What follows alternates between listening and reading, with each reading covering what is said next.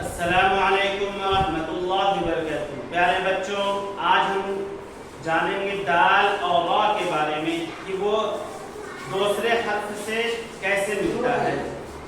بچوں یہ بتائیں کہ آپ دال کیسے بنتی ہے؟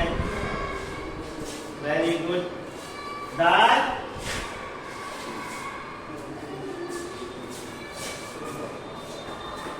اس طرح بنتی ہے اور را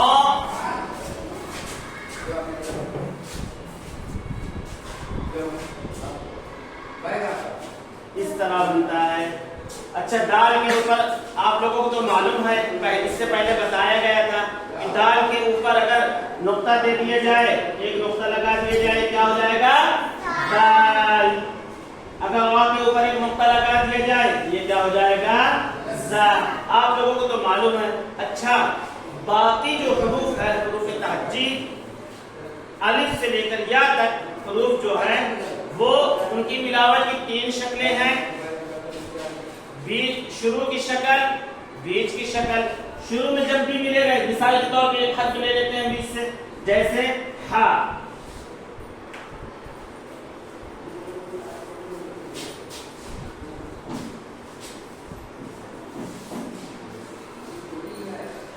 جب بھی شروع میں ملے گا اس کا سر ملے گا، ٹھیک ہے؟ ہا با کو لے لیتے ہیں، ٹھیک ہے؟ جب بھی ملے گا، یہ کیا ہو گیا؟ شروع میں مل گیا یہ ہا با۔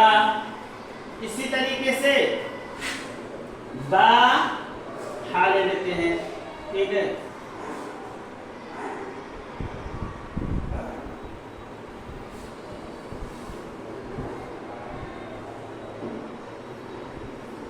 با اور یہ ہو جائے گا ہا، یہ بیچ کی شکل۔ اور جب بھی اخیر میں بنے گا، اخیر میں ملے گا، مثال کے طور پہ یہ ہو گیا کاف ہمارا،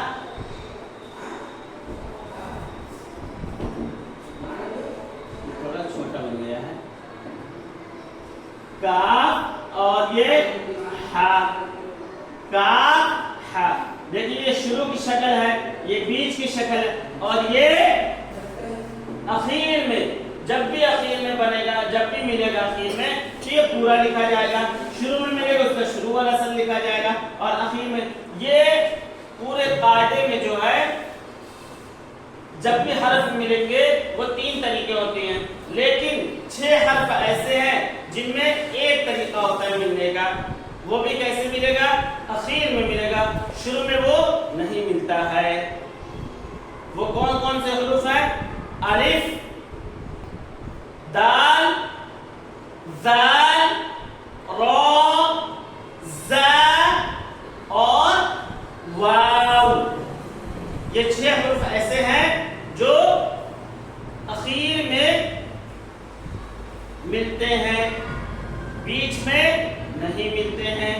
بیچ میں جب بھی ملیں گے یہ پورا لکھا جائے گا، اخیر میں جب بھی ملے گا یہ بھی پورا لکھا جائے گا۔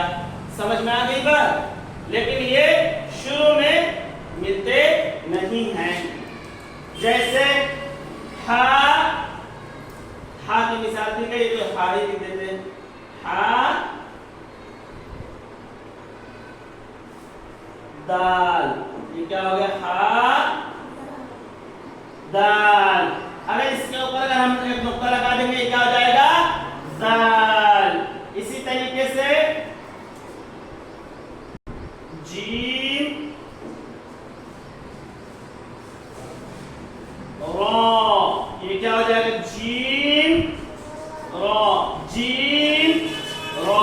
آپ لوگوں کو سمجھ میں آیا کیسے حرف، کیسے حرف ایک دوسرے میں ملتے ہیں؟ ہمیں یہاں سے لے کے یہاں تک تحریری مشق کر کے لے کر آنا ہے، اور نیچے نقطے لگا کے لے کر آنا ہے، ٹھیک ہے بچوں؟ آپ لوگ کر کے لے کر آئیں گے۔